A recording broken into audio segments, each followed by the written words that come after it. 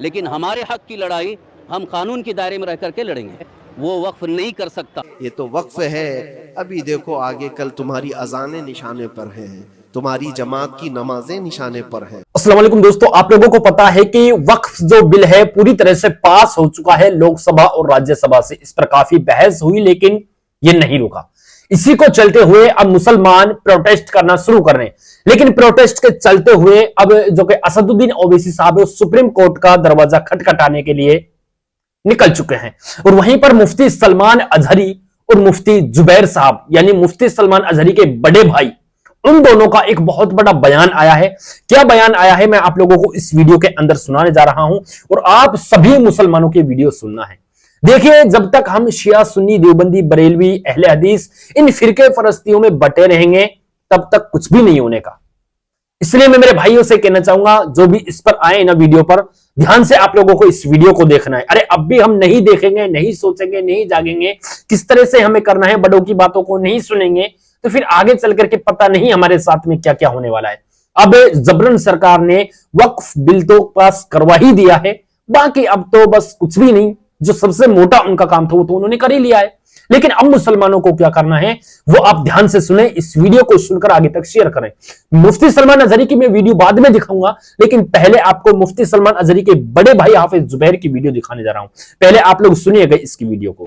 लेकिन हमारे हक की लड़ाई हम कानून के दायरे में रह करके लड़ेंगे। आज का सवाल आज बिल के अंदर है कि 5 साल मुसलमान होना अनिवार्य है अगर कोई वक्त करता है तो बिल के अंदर ये भी अनिवार्य। वो यानी जो 5 साल अभी 5 साल से पहले जो मुसलमान हुआ है, इस्लाम कबूल किया है, वो वक्फ नहीं कर सकता। अच्छा, ये उन्होंने बिल बनाया है।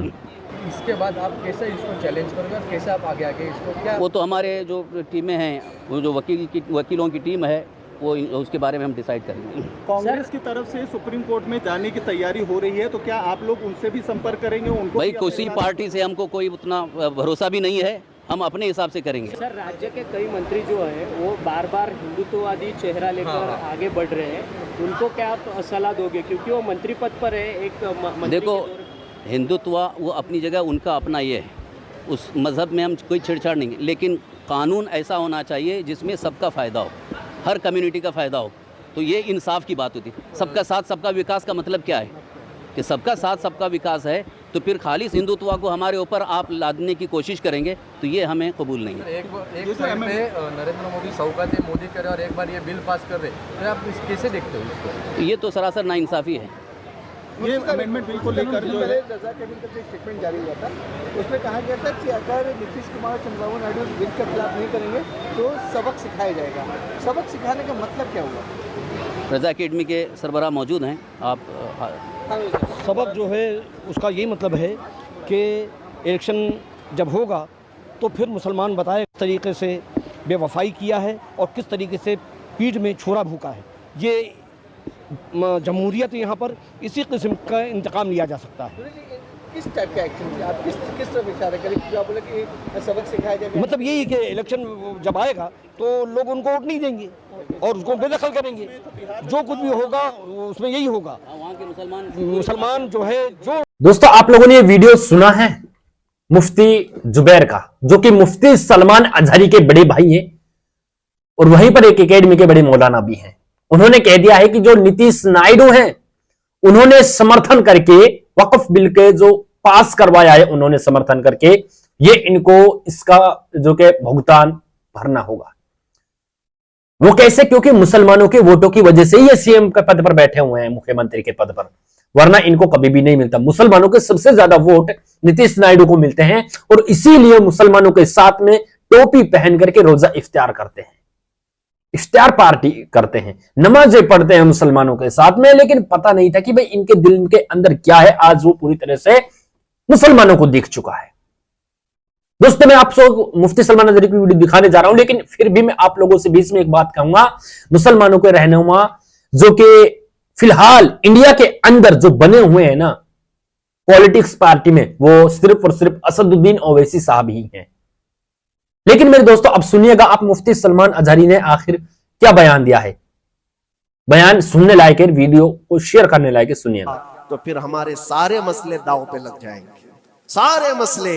ये तो वक्फ है, अभी देखो आगे कल तुम्हारी अजानें निशाने पर हैं, तुम्हारी जमात की नमाजें निशाने पर हैं, तुम्हारी मस्जिदें भी निशाने पर हैं कि तुम अपने घरों पर भी जुमा पढ़ सकते हो, छतों पर भी नमाजें पढ़ सकते हो। ये सब मामला आएंगे।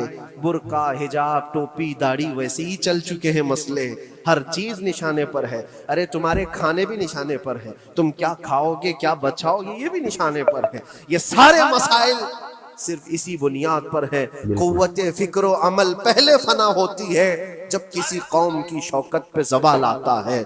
और ये एक बात ये भी मैं बता दूं, इकबाल ने सच कहा था, उनके जो हम गुलाम थे खल्क के पेशवा रहे, उनसे फिरे जहां फिरा फिर आई कमी वकार।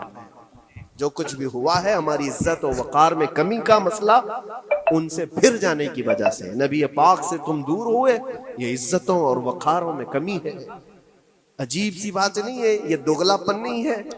मैं उन नौजवानों से पूछता हूँ, नबी पाक सल्लल्लाहु अलैहि वसल्लम से सच्ची मोहब्बत का इजहार करते हो, हुजूर से अपनी जान से ज्यादा मोहब्बत की बात करते हो, लेकिन जब उनके अखलाक की बात की जाए तो तुम्हें अखलाक उनके पसंद नहीं है।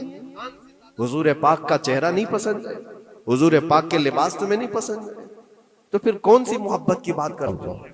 अल्लाह के रसूल सल्लल्लाहु ताला अलैहि वसल्लम से तुम बेइंतहा मोहब्बत की बात करते हो, फिर वो मोहब्बत का तकाजा ये है कि तुम्हारी जाहिरी जिंदगी में भी तो नजर आए कुछ। मोहब्बत का तकाजा ये है, तुम शर्मा जाते हो, दुनिया क्या कहेगी मुझे, दुनिया क्या कहेगी, दकियानूसी कहेगी, फंडामेंटल कहेगी, पुराने जमाने का कहेगी, मैं चेहरे पर दाढ़ी रख लूं तो लोग मुझे पता नहीं क्या क्या कोसेंगे। तुमने दुनिया के लिए अपने आप को बदल लिया, ये नहीं सोचा कि ये वही दुनिया है जो 4 दिन के बाद मेरी दोस्ती को लात मारेगी और 4 दिन के बाद मुझे कब्र में रख करके मनो मट्टी पर दबा देगी, और मुझे जाना तो है, फिर कब्र में मुंह दिखाना है तो उसी मुस्तफा को दिखाना। जहां ये नहीं पहुंच सकते वहां रसूल पाक होंगे। महशर के मैदान में जहां कोई सहारा नहीं होगा, उस वक्त रसूल पाक तुम्हारा हाथ पकड़ रहे होंगे और तुमने उनका ख्याल नहीं किया। आ जाओ उसी नुक्ते पर, उसी पॉइंट पर जहां हमारी कामयाबी मुज़मर है। मैं सिर्फ और सिर्फ अपने बयानों में यही चीज अर्ज करना चाहता हूँ, सिर्फ इतना चाहता हूँ, नौजवानों, जिसके नाम से तुम आबाद हो उस नाम के साथ सही मानों में जुड़ जाओ, क्योंकि कुरान का वादा है, वला तहिनु वला तहज़नु व अंतुमुल अअलौन इन कुंतुम मुमिनीन। घबराओ मत, परेशान मत हो, तुम सबसे ज्यादा बुलंद रहोगे। अगर अल्लाह ने फरमाया है तो ये 100% हक है। अल्लाह ने फरमाया है तुम सबसे ज्यादा बुलंद रहोगे, लेकिन आगे रब फरमाता है इन कुंतुम मुमिनीन, अगर तुम सच्चे ईमान वाले हो जाओ। और ईमान किसको कहते हैं? ला युमिनु अहदुकुम हत्ता अकूना अहब्बा इलैहि मिन वालिदिही व वलदिही वन नासी अजमईन। मेरा पहली चीज मैं ये कहता हूँ, जितना खो चुके, जितने जा चुके और जो अब बर्बाद हुआ है, इस चीज पर मंथन करना, इस चीज पर बैठकर मीटिंग करना, उससे पहले मैं चाहता हूं कि आगे होने वाले नुकसानात से पहले अपने आप को बदल लो। आगे जो बड़े हादसात आने वाले हैं, आगे जो बड़ी आंधियां आने वाली हैं, उससे पहले अपने दरवाजे ठीक कर लो, अपनी जिंदगियां सुधार लो। जो हो गया अभी, ये नुकसान तो बहुत बड़ा नुकसान है उम्मत का। जो कुछ भी हुआ है, मस्जिदें, माबदें, खानकाहें, मज़ारात, औलिया की जात, बुजुर्गों के नाम, कुरान, इस्लाम, दीन, ये सारी चीजों पर जो हमले हुए, लेकिन आगे चल करके तुम्हारे वजूद पर सवाल होगा, तुम्हारी नस्लों पर सवाल होगा, तुम्हारे इल्म दीन पर सवाल, तुम्हारी मेहराब पर, तुम्हारे मिंबर पर। कल को देखना ये आजादी भी खत्म कर ली जाएगी, मिंबर से कोई खुले आम बोल भी नहीं सकेगा। ये आज जो हम बयान कर रहे हैं, आगे चल करके देखना ये आवाजें भी बंद कर दी जाएंगी, ये खुले आम कोई मौलवी बोल ना सके, जो हम चाहें वही बोले। मेरे अजीजों, उस वक्त के उन हादिसों से बचने के लिए मैं कहता हूं, अभी अपने आप को बदल लो, मुसाफिरों रविशे कारवां बदल डालो। दोस्तों, आप लोगों ने मुफ्ती सलमान अजहरी का ये बयान भी सुना है ना। आज के हालात आखिर हमारे क्यों हो रखे हैं? हमारी खुद की वजह से हो रखे हैं, और ये तो यार मुसलमानों को जानना भी चाहिए, खुद लोगों को। दोस्तों, मैं एक ही बात कहना चाहूंगा यार, जो भी इन फिरका फरस्तियों में बटे हुए हो ना यार, इन सब को खत्म कर दो। अगर खत्म नहीं करोगे, अल्लाह की कसम इसी तरह से अजाब आते रहेंगे। ये मुसलमानों के ऊपर से कभी इस तरह से अजाब नहीं टलने के।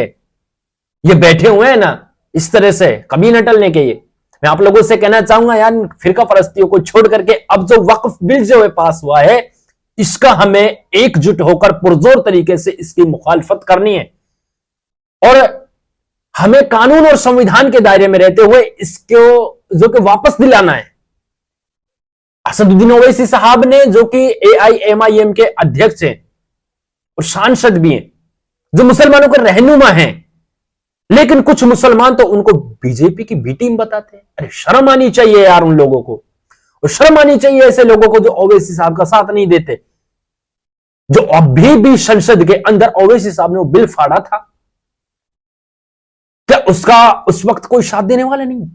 अरे अगर साथ देने वाले शुरू से ही ऐसे होते ना, तो आज ये हालात मुसलमानों के साथ में ना आते। मैं संसद की एक वीडियो को देख रहा था, उस संसद के अंदर की पार्लियामेंट की वीडियो को, तो जिसमें ओम बिरला हैं, जो ओवैसी साहब कुछ बोल रहे थे और उन्होंने कहा था कि तुम बैठ जाओ, तुम्हारे बात से कोई सहमत नहीं है, तुम्हारे साथ यहां पर कोई नहीं है। लेकिन फिर ओवैसी साहब ने वहां पर कहा था कि मेरे साथ में अल्लाह है, मुझे किसी की जरूरत नहीं है।